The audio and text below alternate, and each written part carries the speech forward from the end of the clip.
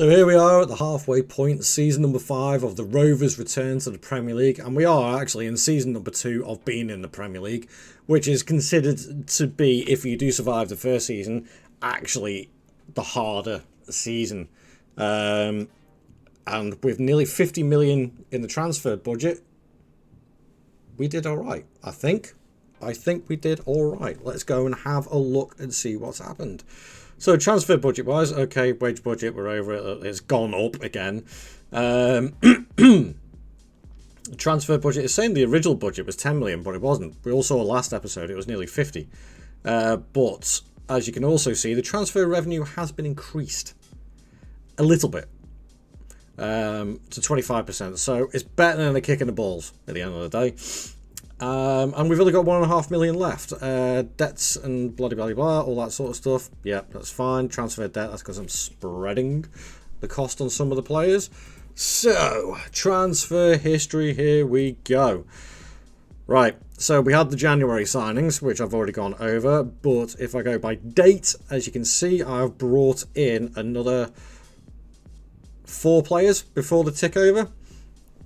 I've brought in some absolute belters as well. I'm really happy with some of these players. So first one that we brought in, Carlos Baleba. If you haven't bought this guy on FM yet, get him. Okay, he's not, I don't think when he's gone to Brighton, I don't think Brighton have used him that much. No. And it's kind of, and Brighton did actually drop down to the Championship as well. I had to get past them to get into the Premier League. But they just didn't use him that much. And he has incredible potential on this game. And I think being at Brighton has actually hampered that a little bit. But he is still an absolute class player. And I intend on using him a lot to get him to where he needs to be. Absolutely brilliant player. And bringing him for 20 million, probably one of the most expensive signings that I've done so far for Blackburn. The next one is Bas Versluwen. He's a regen, anyway. He's a regen, and he's absolutely stonking regen. Not the quickest in the world, but as a ball-winning defensive midfielder with a tackling of 16, a work rate of 17, bravery of 17, determination of 16, and good aggression, strength, stamina, and only 18, and he's looking like that. And I got him from Leicester for 4.3 million when they only paid $1 million for him. They've made their profit. I'm looking at him going, him and Carlos Baleba, chef's kiss, perfect central midfield partnership. Just a quick message to say thank you very much to all the subscribers who have subscribed to the channel. I really do appreciate it. And if you're new to this channel, please don't forget to leave a like and subscribe to the channel and share it around your friends. Thank you very much. Now we'll continue on with the video. Next one is Francisco Dupont. 5.5 million, nearly 6 million, sorry, from Herkel Bruges. Herkel Bruges? I can never pronounce that one either. But 18 years old again. The Belgium Youth Academy systems are producing some absolutely outstanding players. With a finishing of 16, a first touch of 15, decisions and flair 16 and 17, agile, pace. Not so much acceleration, but again, he'll improve. It is incredible. Absolutely incredible. Wonder kid. Professional personality. Consistent. I couldn't be happier with this. And the fact I only got him for less than 6 million. Brilliant. Absolutely brilliant. I also brought in over, but he has stayed on loan in Korea for the moment. Another wonder kid, but a Korean one this time. He's a deep line forward who, again, absolutely outstanding. He just can't jump anywhere.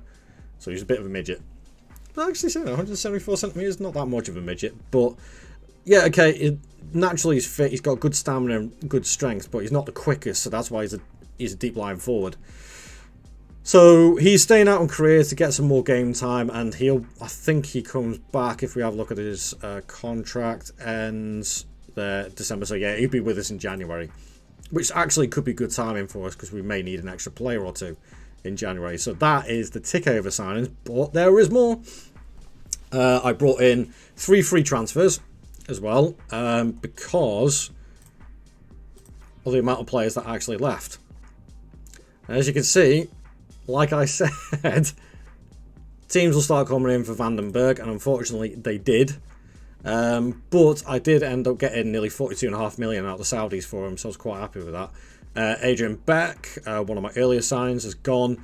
Daniel Peretz actually started complaining that he wasn't getting first team football, so he's gone back to Israel to Maccabi Haifa on loan. So that's why I brought in Bernd Leno, who will maybe last us a season or two, but is extremely experienced, good backup keeper for India.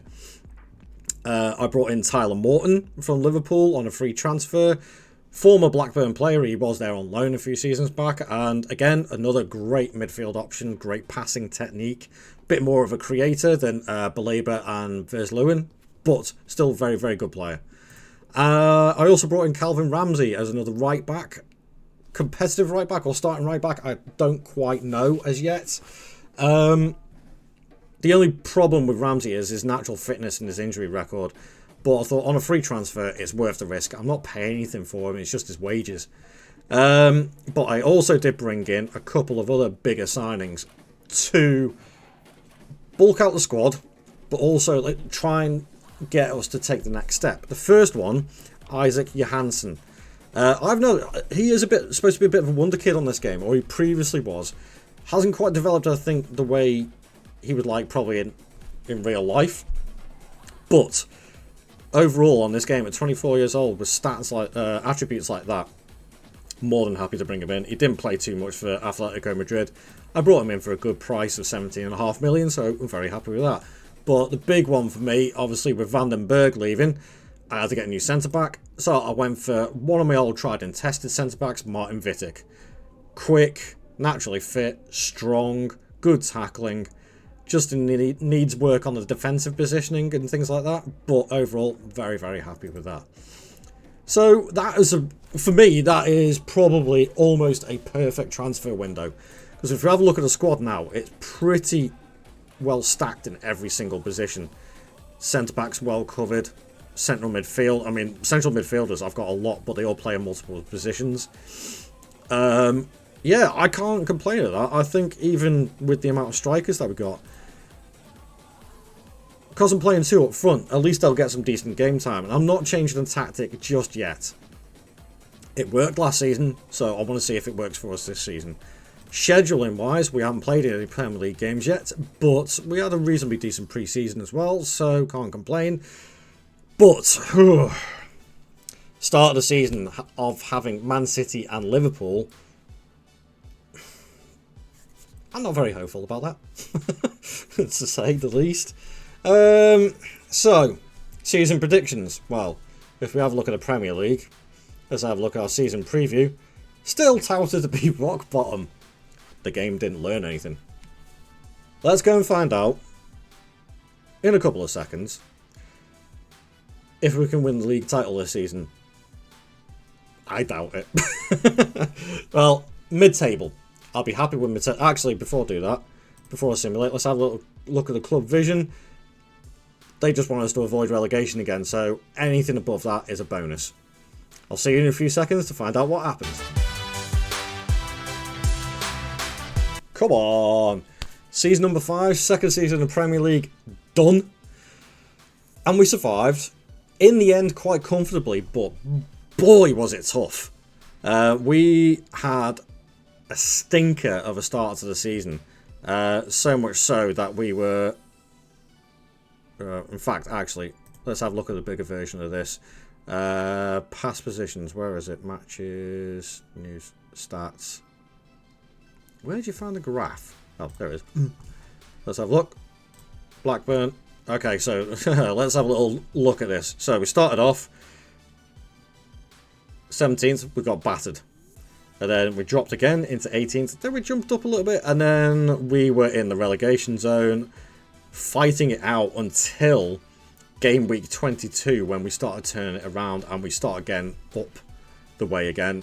And in the end, finishing quite comfortably in mid-table again. A couple of positions higher than we were last season. 6 more points than last season, I think. Yep. So 2 places above, 6 points more. It's progress, but it's slow progress. but it's progress nonetheless, and I'm quite happy with that. West Ham, Southampton and Wolves going down. Maybe a couple of players that I could pick out of there. Because they're 3 big clubs, and they've got some players in there, so that may be worth a cheeky little look at. Financially wise, the overall balance is looking really good. We've got another 50 million to spend. The original budget was 69, but now it's only... But I don't think I've signed anything. How does that work? I'm probably... Oh, hang on. I might have had to drop that down for the wage budget, possibly. Debts and loans still disappearing quite quickly. So, again, very, very happy with that. If we have a look at the other competitions, how do we do? 3rd round, 2nd round. Ugh. I'm really hoping that we manage to get a cup at least in this save. But the most important thing is Premier League title. That's what I want more than anything else. So, scheduling wise, yeah, if we look... Oh. Damn. So, yeah, actually we beat Liverpool at Anfield. What the heck? A quick double by Lenners and Johansson. Alright, okay. But yeah, losing the first... Oh, God. I'm actually quite surprised I didn't get the sack by January. I'm really surprised at that.